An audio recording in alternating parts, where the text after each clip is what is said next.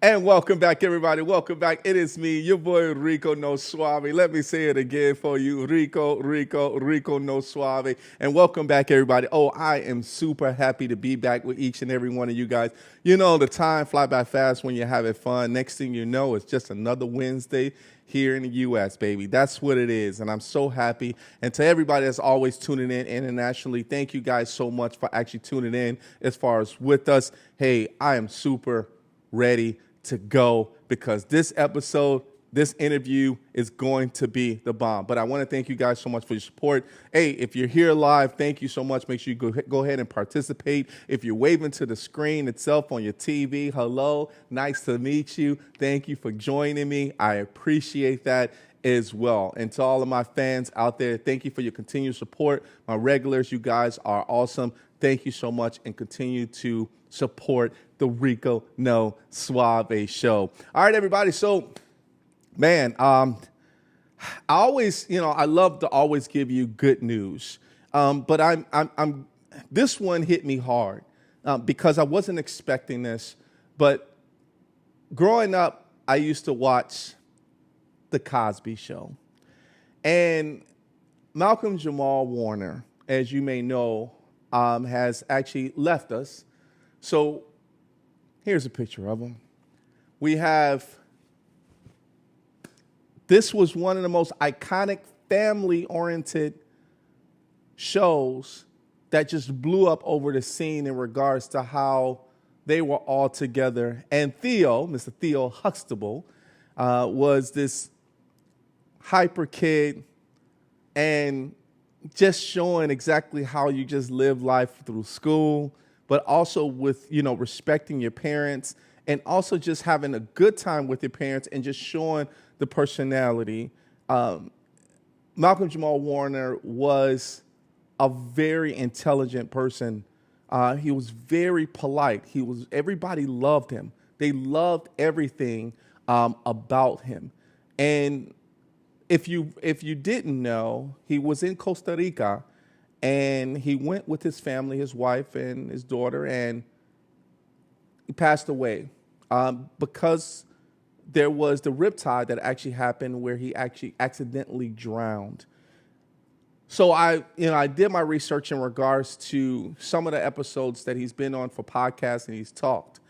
And one of the things about Malcolm Jamal Warner that I really loved about what he said to the talk show host during that time was, you have to smile. You may be going through some things, but just make sure that you're smiling. Try and smile it out if you can. If not, be within yourself to be able to withhold whatever's going on within your life, to be able to just have that moment for yourself and then try to smile afterwards. Now, of course, my condolences as far as to the family and prayers goes out to the family. But this one kind of hit me hard because I grew up watching Malcolm Jamal Warner, and the Cosby Show was such a delight. And then, of course, just seeing him like having cameos or doing other things, I'm like, oh man, that's Theo Huxtable. And it's sometimes I'm just lost for words because it's hard to be able to see someone that you grew up with, just watching them, but also very, very intellectual, very well-mannered, spoken young man. And, he passed away at an early age of 54. And it's sad. So I want to say to the family, my condolences from the Rico No Suave show. But Theo Huxtable, thank you so much for making me laugh, making me smile. But the heavens have gained another angel. But thank you so much for actually, being that positive person and always being that person that shows manners, and also knowing how your family brought you up with discipline as well too. And I'm sure you learned a lot from the Cosby Show as well too, as far as how to be a presentable young man as well too. So once again, hey, this is not, like you said, this is not the last time we see you. But thank you so much for being on this earth, and congratulations to the heavens. This gentleman here that I'm introducing, there's history behind this, and I'm so happy. Big shout out to Beverly Pomerantz, that said, you got to have this gentleman on your show. He is awesome. And Beverly Pomerantz knows everybody. But I do want to say that just knowing and reading about this gentleman here and talking to him behind the scenes, there's so much history that comes in the film industry. Sometimes we don't give the flowers to the people that actually make the movie because that's the director, that's a producer. But yeah, what about the editor? The editor is one of the main key components of this as well too. And I'm sure this gentleman has won many awards, but I want you guys to put your hands together. If you got some digital film, go ahead and look at it, show him some love. Put your hands together for none other than my man, Michael Jablow. Let's go. Yes, sir. Hey, Michael, are you there, sir? I am indeed. Good afternoon and good evening to you wherever you may be. Yes. Welcome to the show. Can you hear me okay? I can hear you just fine. All right, man. Well, thank you so much for being here as far as with us today. It's a pleasure to have you here on the show, sir. And before we get started, do you have any shout outs or any acknowledgments you want to give out to anybody that's out there in this world? No, not really. No? Okay. I want to thank me. I want to thank myself. That's what I'm talking about. Let's get right into it. Yes, my late dog Lucky. I'll give my late dog Lucky a shout out. Okay. All right. All right, everybody in the audience, if you have any questions or anything like that, please make sure you please go ahead and ask questions, comments as well too. Don't get too personal, everybody. Don't get personal out there. I'm not gonna ask them, right? I'm not gonna ask them. All right, Michael, let's get it on. So there's history as far as where we start, as far as with your parents, and blessings to your parents. Your mom and your dad had two separate professions. One was a World War II veteran, and the other one was a geological survey in the Interior Department. Knowing that you were the one, knowing that you had one that fought for the country and the other one that was saving the country with ideas to help natural issues, what did you learn growing up from both of your parents? Well, my father was landed in France on D-Day, Sure. and fought all the way through to the end of the war when he was wounded the last day before Germany surrendered. Um, my mother, interestingly enough, during the war worked for the Surgeon General's office, and she was the first one who saw the casualty Wow. information, all the numbers when they would come in. She knew, for instance, about the Battle of the Bulge before anyone else did, because suddenly they were going from a few hundred people a day to tens of thousands of people a day dying. So she knew there was a really big battle going on. And my father was in the Jewish War Veterans, the American Legion, the Veterans of Foreign Wars. And I grew up very close to the military. He had his career as a candy and cigarette wholesaler Oh, wow. because of his um, government connections and being a veteran. He serviced the Pentagon and all the air bases and naval bases around Washington, D.C., and supplied them. So I grew up around the military. I never had anyone who was in the movie business at all, Hmm. nor did I dream of being in the movie business. That happened when I went to college Right. and started. It was 1965, and everyone I knew was in love with movies. We would go to see 3 and 4 movies every single week. Wow. And I ended up, I was actually in the East Village during the whole hippie explosion and dropped out of college the first time in the spring of 1967. And when I decided to go back, I had visited Expo 67 in Montreal, and the Canadian Film Board had the first IMAX exhibit there. And I was so blown away by that and the other films that they showed there that I started studying film at Goddard Mm. College in Vermont and ended up matriculating at both Goddard and School of Visual Arts in New York City. Wow. Wow. And That, it's it's a very it's a business that is all based on people knowing each other. So yes. that um, the way that I got to School of Visual Arts was a friend of mine who was at Goddard who simply recommended to me that I go to School of Visual Arts to study. Mm. And when I was at School of Visual Arts, I met a cameraman there named Irv Goodenough. And we became not even friends, but just acquaintances. But I showed up in LA the following summer, the summer of 1972, and he offered me a job as an assistant cameraman on an American Film Institute film, and said they would pay me $40 a week, feed me 2 meals a day, and he gave me a couch to sleep on. Let's go. Let's go. And that was the beginning of my stay in Hollywood. I ended up being in Hollywood working at the AFI. I cut my first editing job was cutting video. They were called rock and roll promo films then for A&M Nice. Records.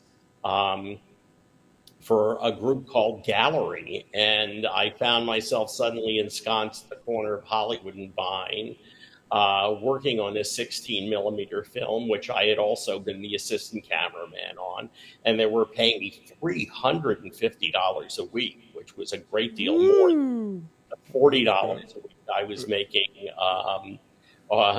6 months earlier. And I was just off and running. I took any kind of, because I trained in film school, I knew Hmm. how to load cameras, I knew how to record sound, and I knew how to edit.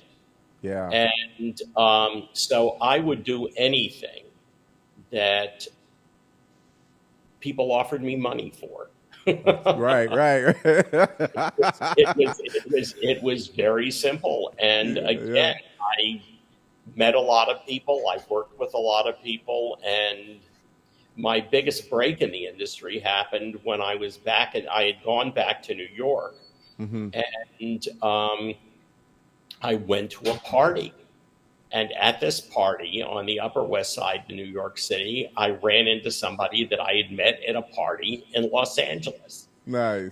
we had mutual friends, and she told me that she asked me what I was doing. I said that I was freelancing as an assistant film editor, and she told me that her friend Lindsay Klingman, who had been one of the editors on One Flew Over the Cuckoo's Nest, Mm. was just lost her assistant and was looking for an assistant. And I went to work for Lindsay, and I ended up being with her for 3 years. We did a movie called You Light Up My Life, which was a film neither of us particularly loved, but we fell in love with each other as workmates. And I ended up a year later working on with Milos Forman, who directed One Flew Over the Cuckoo's Nest, on Hair. I started on that job as a first assistant and worked for 18 months on that film. We shot for 9 months and then we edited for 9 months. And I kept moving up, and they finally made me an associate editor because I was there with Milos and Lindsay in the main cutting room every single day. Nice. And as they say, I was off to the races at that point. Let's go. Hey, so I want to take a step back because I don't want the audience to get too much of, because I'm sure they're going to have a lot of questions in regards to, you know, when you went from Washington D.C. and then you came to Hollywood, if I'm not mistaken, right? Was it Hollywood or was it New York? Well, actually, it was New York. New York. Okay. I went to study literature because I wanted to be a poet at NYU. Oh wow. And that's where I graduated high school in 1964, Okay. and actually left the country and went and lived in Israel for a year and Yes. worked on a collective farm. And then I discovered that farming was not for me, and moved back to the United States and was living in Greenwich Village, studying at NYU. Did the farm did you get to know yourself even more when you was on the farm, though? Absolutely. Let's Absolutely. go. I Let's got to go. know that farming was very difficult, Yeah. and you had to get up very early in the morning, Mm-hmm. and it was boring. Something with film editing and making movies is never. It may be aggravating, it may drive you completely insane, it may frustrate you, but it is never boring. Well, did you get in tune with the animals though? No, I didn't deal. I was strictly a crops person. I picked oranges. Okay. I worked in the banana plantations. Okay. I grew peppers. I harvested potatoes. It was a hard job. Yeah. It was definitely a hard job. But yeah, in New York. So I was in New York from 1965 to 1967, Mm-hmm. and just experiencing the whole hippie renaissance of the 60s. Man. I mean, I met Timothy Leary there. I met Allen Ginsberg there. I met Richard Alpert, who later changed his name to Baba Ramdas.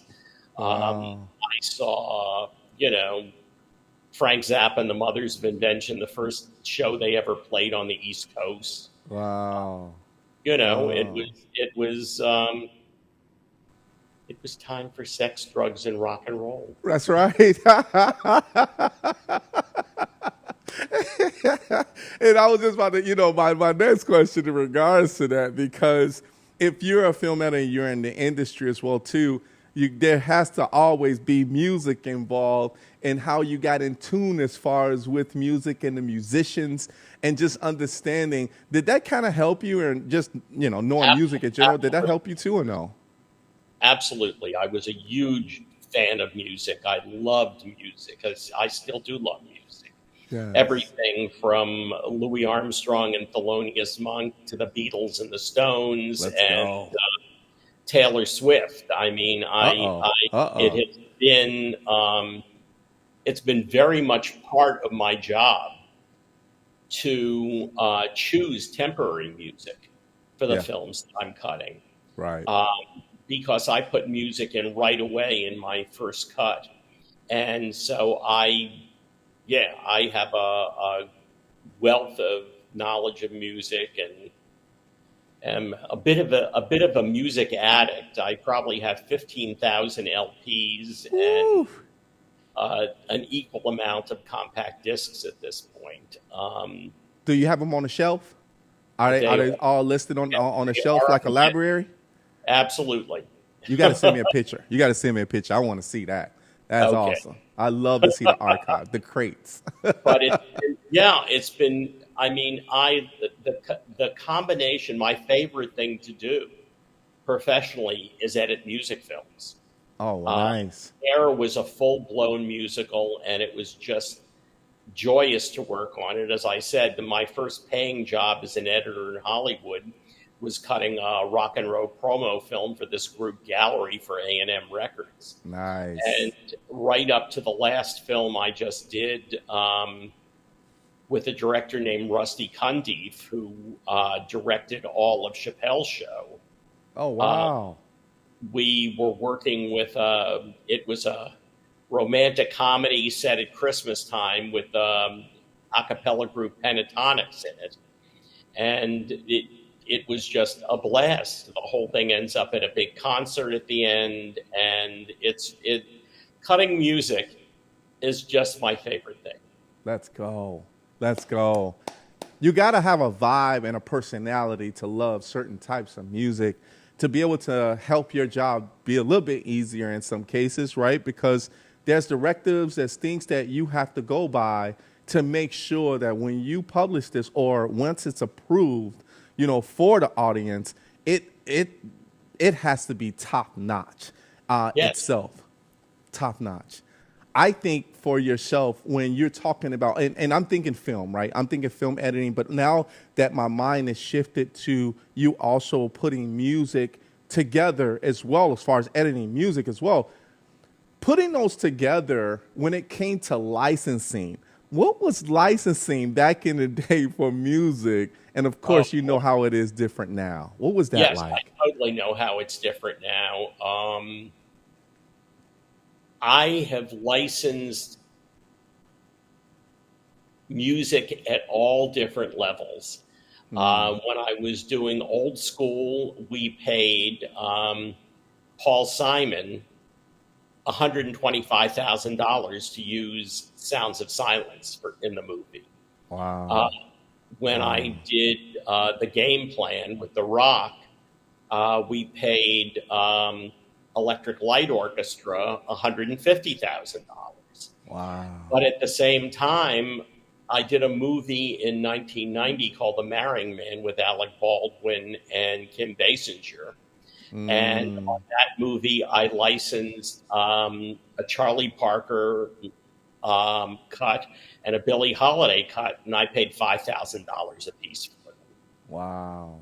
But and it got crazy at one point. I did two movies for Castle Rock, Rob Oh, Reiner's nice. in the 90s. And they wanted to license Sympathy for the Devil for one of their movies, and they had to pay $1 million for this. Ooh. Nobody pays that much for music anymore. I mean, it's like I did a movie called Can't Hardly Wait for Sony in the late 90s. And it's a teenage movie. It all takes place the night after a high school graduation. And it's wall to wall music. And we paid as much for the music as it cost to shoot the film. The film was budgeted $9 million, and Sony, because they got a record album out of it, Yeah. paid another $9 million to license all the songs we used. Wow. But Wow. I mean, I just by listening to how you're putting the numbers together and what's actually needed is based off of how do they get their ROI back in regards to that, right? Because once, let's say for film, right, it hits the box office, they have to be on point. That has to be something of like spectacular. Like it has to hit in order for them to be able, because I'm sure there's a lot of things that's being paid for and a lot of budget to be able to, actually have with paying you as well as the staff, as well as the oh no, actors I and understand. Look, everything. films Yeah. films have enormous budgets. You know, Yeah. But there's no guarantee Yeah, that a film is going to work or not. One of my exactly. favorite films is a baseball picture called Little Big League that I Hmm. did with Castle Rock in 1993. Yeah, I remember that. Uh-huh. Um, it is a movie.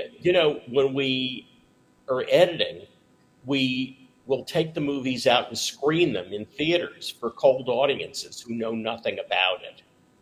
And with Little Big League, we took it to Marina Del Rey here Uh-huh. in Los Angeles and screened it for an audience. And it scored a 94, which is extraordinary. I've never had a picture test that high.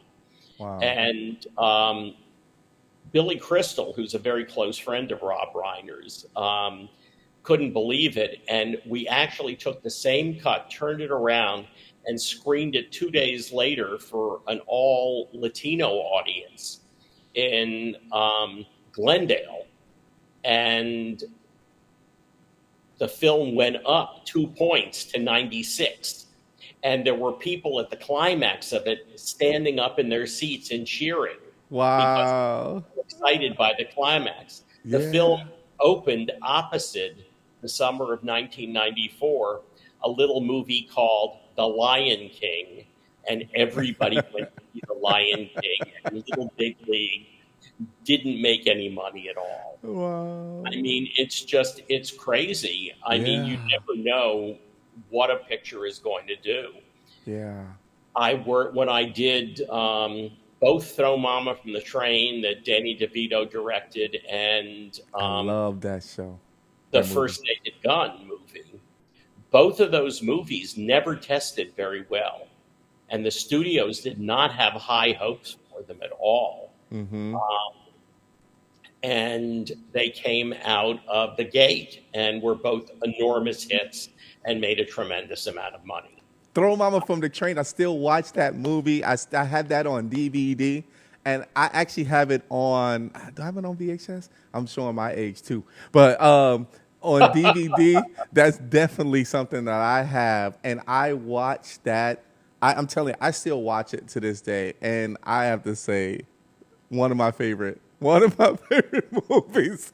That was when I first saw it. I'm like, I got to get that on DVD.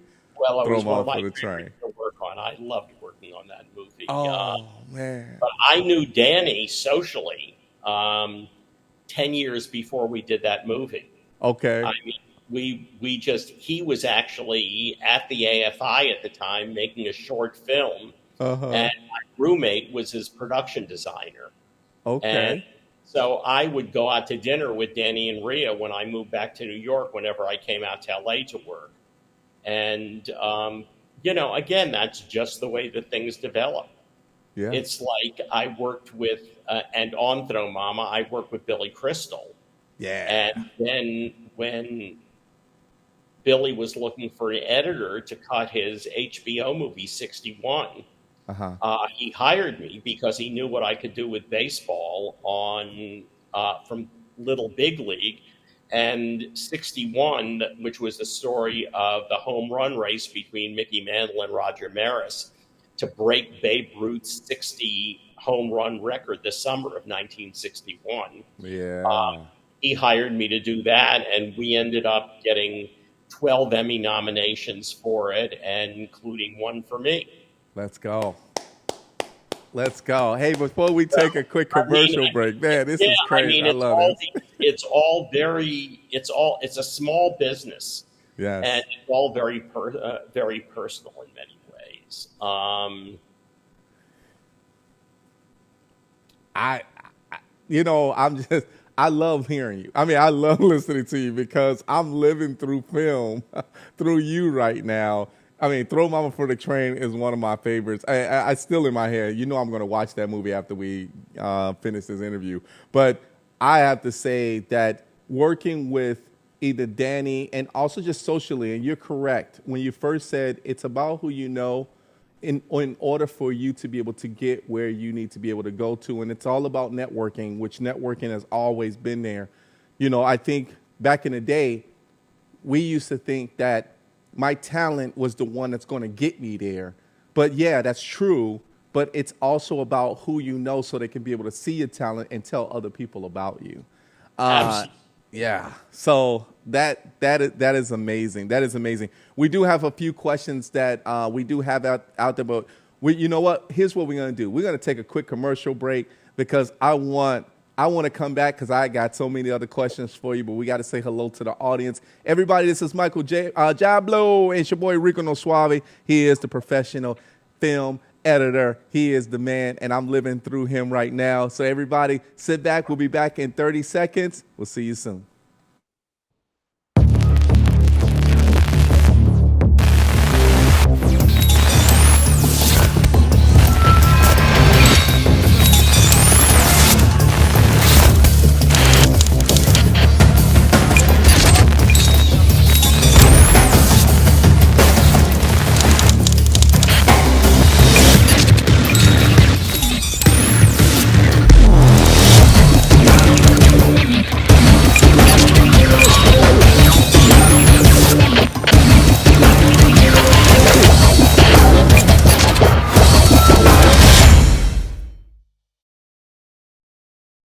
All right, welcome back, everybody. Welcome back. Welcome back.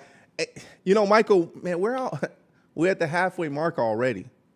You know how fast this is going. Yeah. It's going too fast. It's going too fast. There's too much history here, man. There's too much Well, history.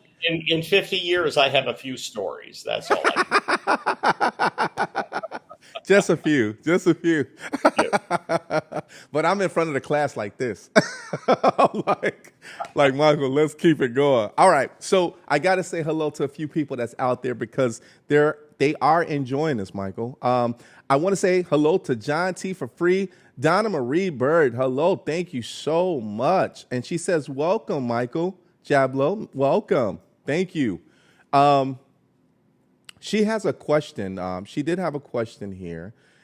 She said, with editing, how has it been for you with the changes over the years? The editing is so different these days. It is and it's not. Okay. Basically, editing is what you're doing when you're editing is telling a story. And the crucial piece of equipment that you need is right here. Yeah. I cut for the first 25 years of my career, I worked on 35 millimeter film and occasionally on 16 millimeter film. It was a very slow process in many ways, but it worked. I mean, you really just had to think about what you were going to do and how you were going to put something together. And then in the 1990s, digital editing came along. Yeah. And I had in 95, I had just returned from almost a year in London where I did The Muppet Treasure Island with Brian Henson. Nice. And I landed in LA and I decided that I was not going to be the last film editor in Hollywood who didn't know digital editing. And I called up one of the Avid, which is the main editing system that was used back then. And they said the most difficult system. And I got them to train me for 4 days. And then I just went to work cutting digitally. And I've been cutting digitally ever since then. I've worked on the Avid, I've worked on Final Cut Pro, I've worked on Adobe Premiere. Nice. It's just all, it's all knowing what buttons to push. But the real thing is the main thing that an editor does, first of all, is judge the actor's performance, because actors will give you a whole variety of takes. Sometimes you can create a performance out of little bits and pieces where one was never laid down. I did a mini series called Family of Spies in the late 80s. And it starred Leslie Ann Warren. And Leslie Ann is very much a method actress. And the character was having a nervous breakdown. So Leslie, to some degree, was having a nervous breakdown when we were shooting. And I had a scene in which She's at a desk talking on a telephone, and the director just kept shooting it over and over and over again. And I had 10 different takes on it. And I cut them together. Every single time I cut to Leslie, it was from a different take. So it wasn't a performance that she created. I was taking bits and pieces of things that she had created and creating a coherent performance that helped the story along. And Leslie Ann got an Emmy for that role. Wow. Wow. I mean, and that just Wow. happened a lot of times. There are some actors who will nail things right away, and there are some actors who will just struggle. It's like when I work with The Rock, he is very much a professional actor, and Yes. basically you shot him twice and he'd give you the same thing twice, and then you had to tell him to do something different. But um, and there are other times that something is just not working, and the editor virtually has to create a scene in the editing room out of all these disparate pieces to tell Mm, to tell a story, because it's not just you've got wide shots, you've got close-ups, you've got over-the-shoulder shots, you have moving shots, you have steady cam shots, you've yeah. got the director gives you all this film, and very often 10 to 100 times as much film as ends up in the final picture. When I worked on Hair, we had 500,000 feet of dailies, and the finished film was about 9,000 feet, which was Wow. 2 hours exactly.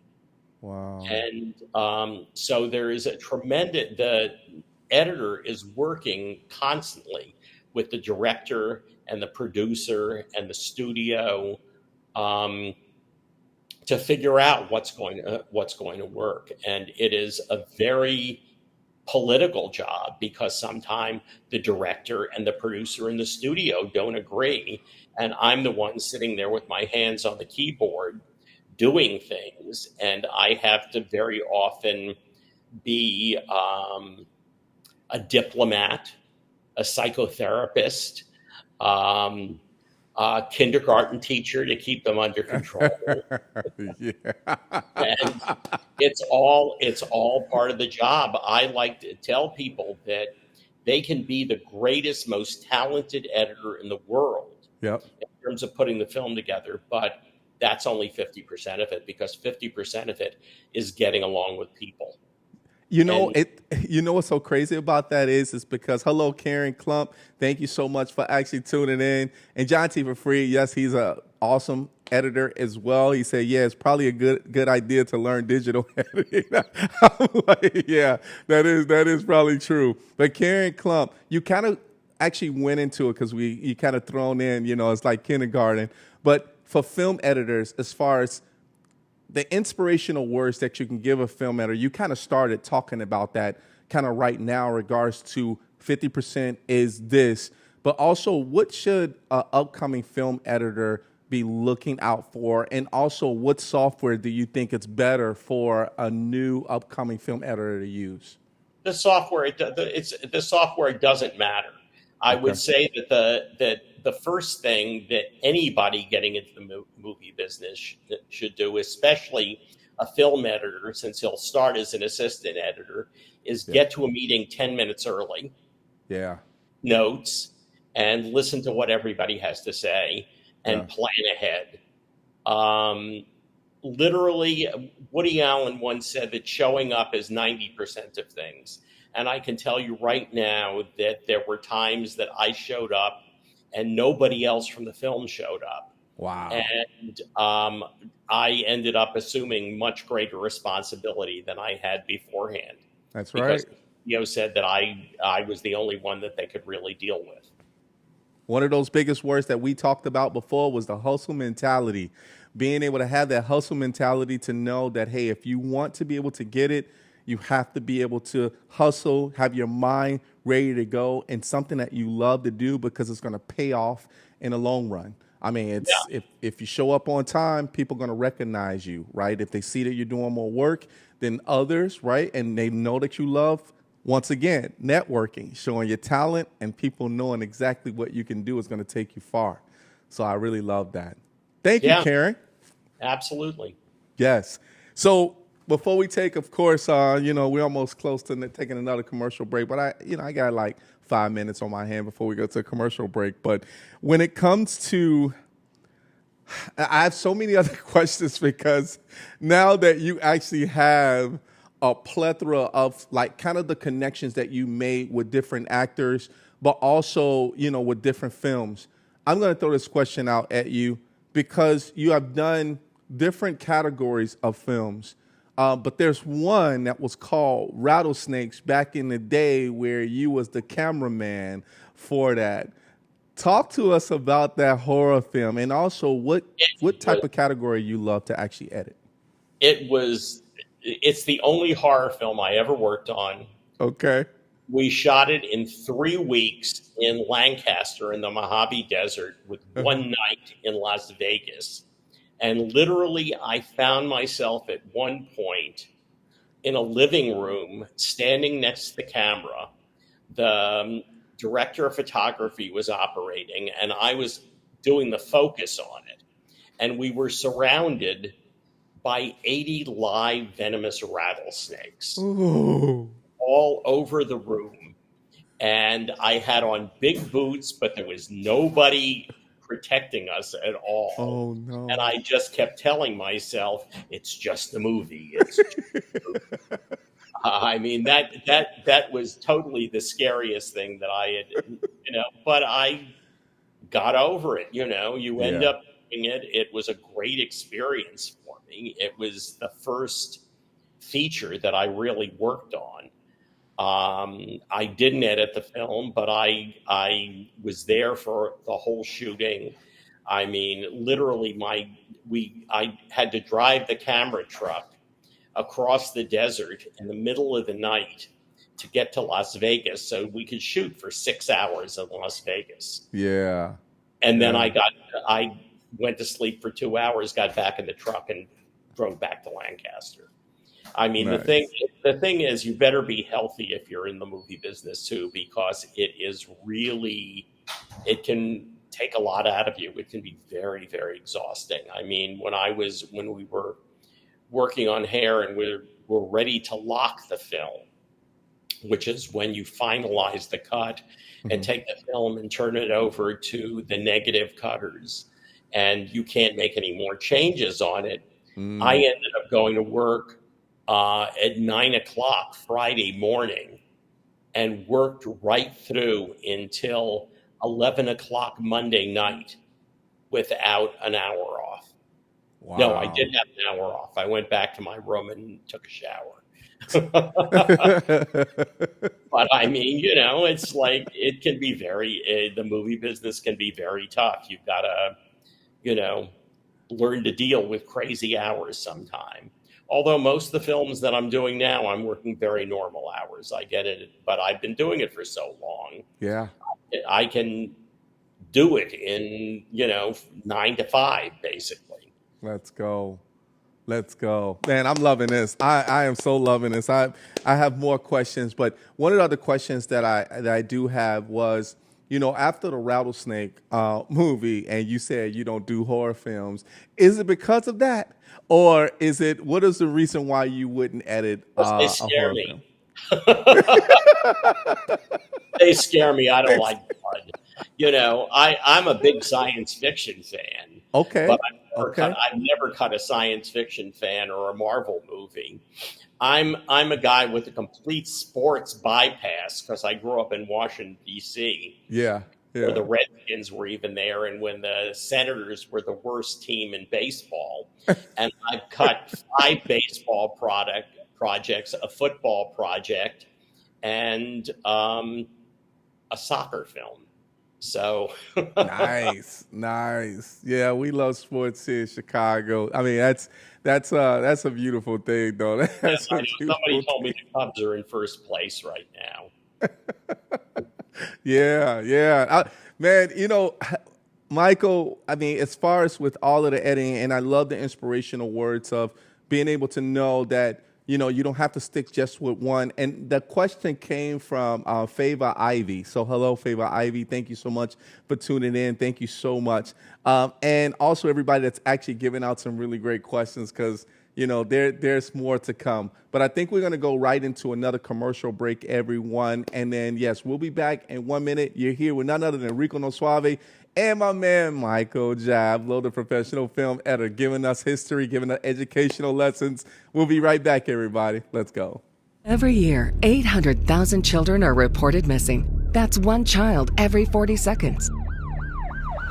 It's every parent's worst nightmare. Right now, there are 483 missing children cases still open. Your card donation can help keep kids safe and bring missing kids home. Donate your unwanted card today. Fast, free pickup, 24-hour response. Plus, you'll get the maximum tax deduction. Call 800-723-2013. Feeling sluggish? Struggling with stubborn weight and visceral fat? It's time to reset with Fupa Water. Packed with powerhouse ingredients like spirulina, turmeric, and aloe vera, Fupa Water is your daily detox and hydration boost all in one. Flush out toxins, energize your body, and say goodbye to that stubborn belly fat. Ready to feel lighter and stronger? Get yours today at fupawater.com. And for a limited time, use code RNSS for the Rico No Suave show and get an additional 10% off.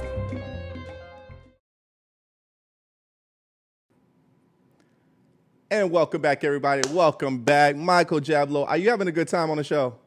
Absolutely. Let's go. Let's go. That's all I needed to know. That makes me happy. That makes me happy. If I ever wanted a movie done, I know who to come to, especially about sports.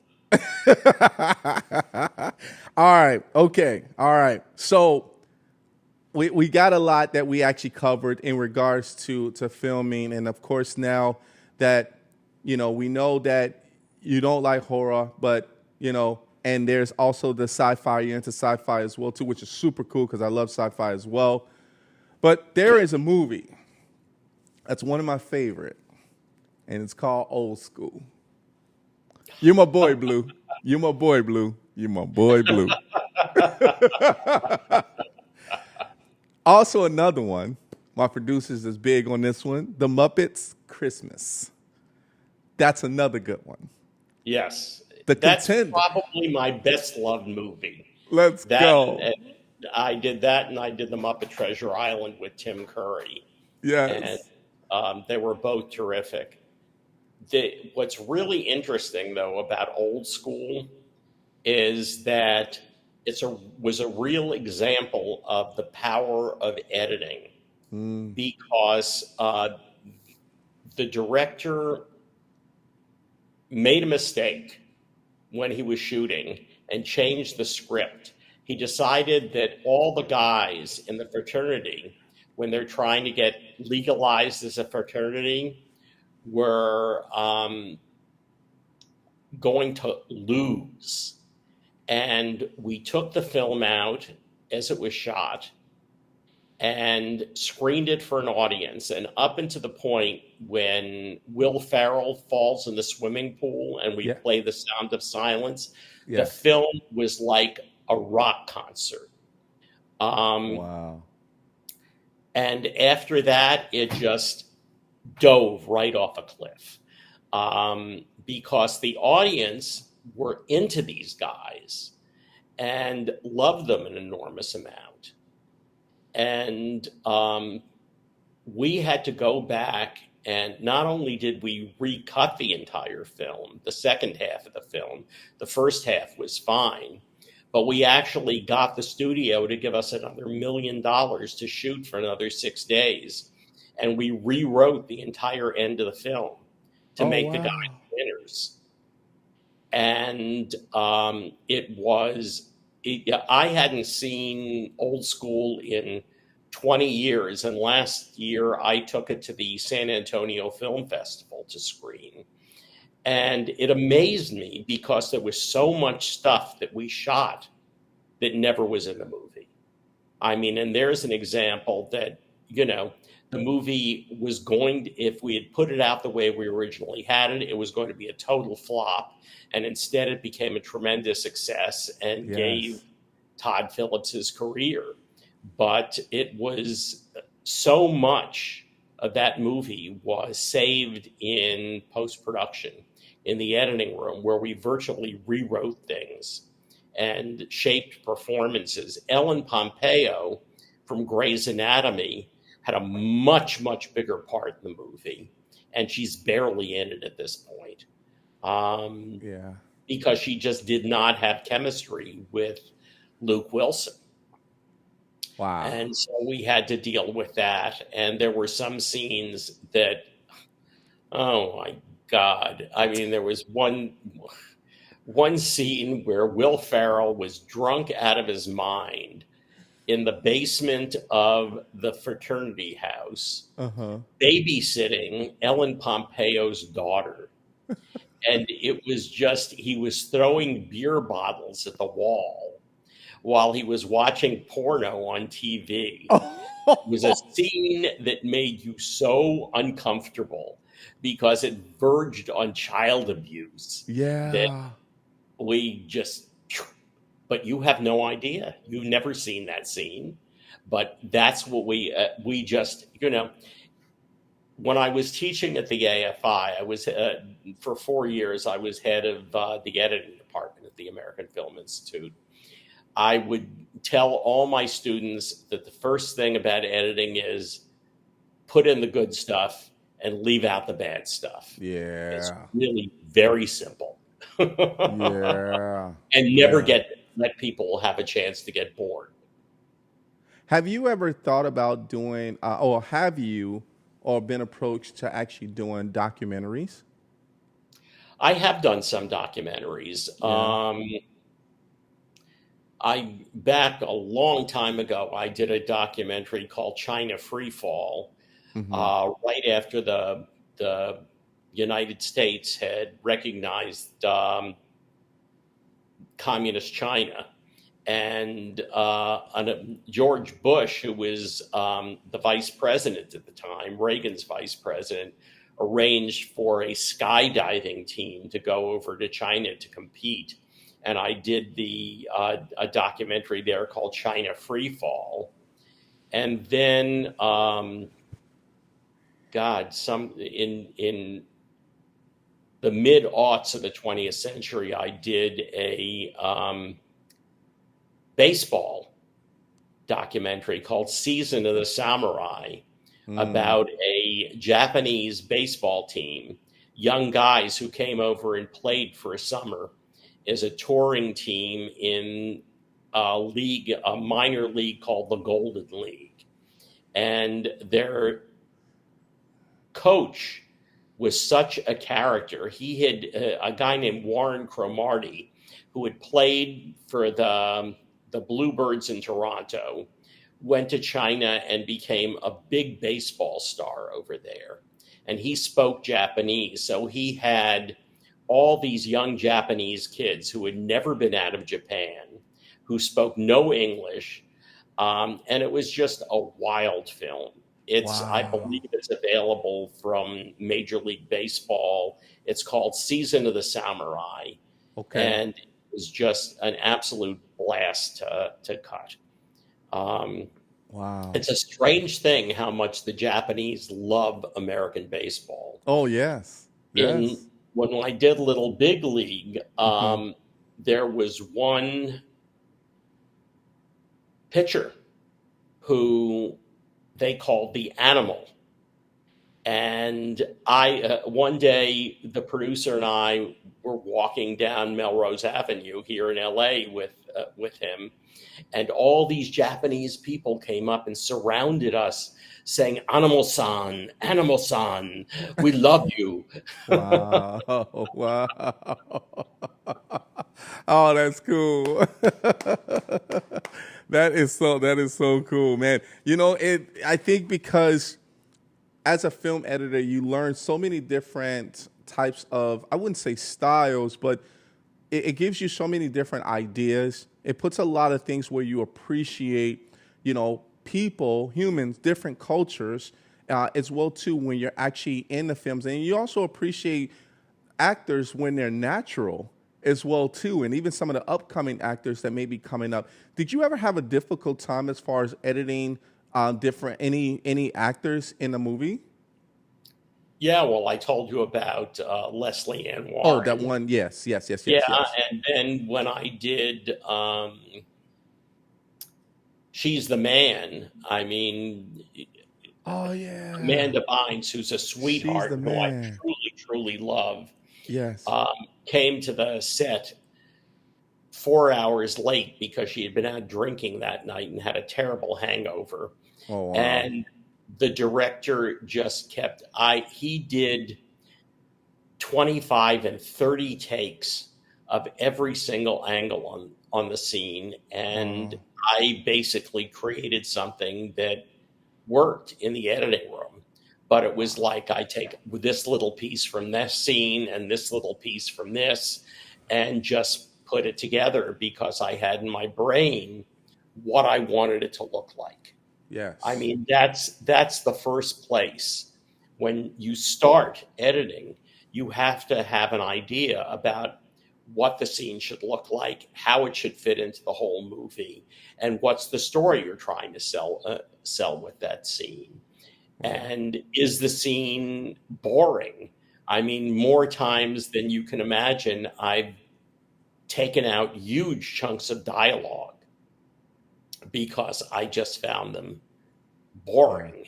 And very often, I've rarely been told to put something back that I took Yeah, out. I was gonna ask that question too. Yeah, I was gonna ask that question to see because you, as the mastermind behind the scenes of editing, you know exactly what fits, right, and what does not. Yeah. And I think because if there was a certain scene that they actually, shot was like, oh, where's that scene that I really love that I actually did? I was gonna ask you if you ever had to put something back for Well, yeah, I a mean, there are film. times I had to change things. Look, I'm just a human being too, and Correct. there Yeah. are there's more than one way to tell a story, and Sure. more than one way to cut a scene. It's like, to me, the thing that's finally important is how does the film work? Yeah. Which means, does it entertain people? Does it keep their attention? Um, those are the important things. Those are Yeah. the important things. And whether it's my cut or somebody else's cut that goes in the film really doesn't matter in the end. I mean, I've had the experience where so many scenes that I've cut the first time, that's the way the film is released, 9 months or a year later. That's Um, beautiful. but it's like, again, you have to collaborate. There are a lot of different ways to look at things, and one of the main things that I love editing is the element of play. I mean, you go into the editing room and it's just like having the best erector set in the world or the best set of Legos. You can put it together so many different ways and you can Yes. play with it. And when you've got people who really have that attitude, the last picture I did, which is called Meet Me Next Christmas, was directed by Rusty Cundiff, who directed Fear of the Black Hat and was the director on Chappelle's Show for the Yes, that entire was last year. run. Yep. Well, Rusty and Mark, the producer, were just wonderful people to work with because we would go in the editing room and we would try anything. Let's We would go. have ideas, we would play. Um, there was no ego involved. It was just fun. I mean, and it's like, I've been very, very lucky. I could have had to work for a living. And most of the time, I've just had a really good time. That's what I'm talking about. Love what you do, baby. Love what you do, and they come around to appreciate you as well. Well, I appreciate you, Michael Jablow. I want to tell you that our time is almost up, but I really don't want to tell you that because time is never on our side. You know that. And I had such a great time. But you know what I also have a great time doing? giving out gifts. This right here is for you, Michael. This shirt is for you. Well, And the you reason why have my address. Make it a large. I got you. Yes. It looks bigger on screen. I used to be a skinny little guy, but not.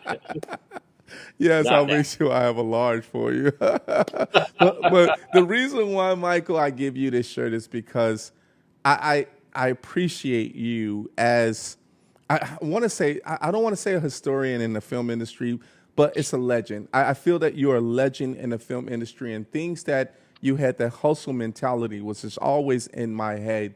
But also, giving props what props is due for you when you went to AFI and someone actually took upon themselves to be able to give you 2 meals a day, $40 a week, and being able to take that next step and say, hey, I really love what you do, and start paying you $350 a week. And just you continue to have that hustle mentality, but you continue to actually network, and also for people to be able to see what you do. What we learned today, or what I've learned today, is never giving up on what you love to do, no matter what category it is that you love to actually do when it comes to film editing or just in your career. But you taught me in regards to being able to how to stay motivated.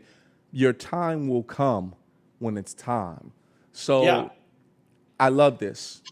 And I love giving this to you because I Well, appreciate you. the other piece of advice I can give your audience is Yes. don't tell the wrong person to go fuck themselves. That's right. You guys hear that? It came from the man himself. It's a thing that I have done in the past. And I thought somebody was just completely stupid. But I've moderated that now in my own. Did you?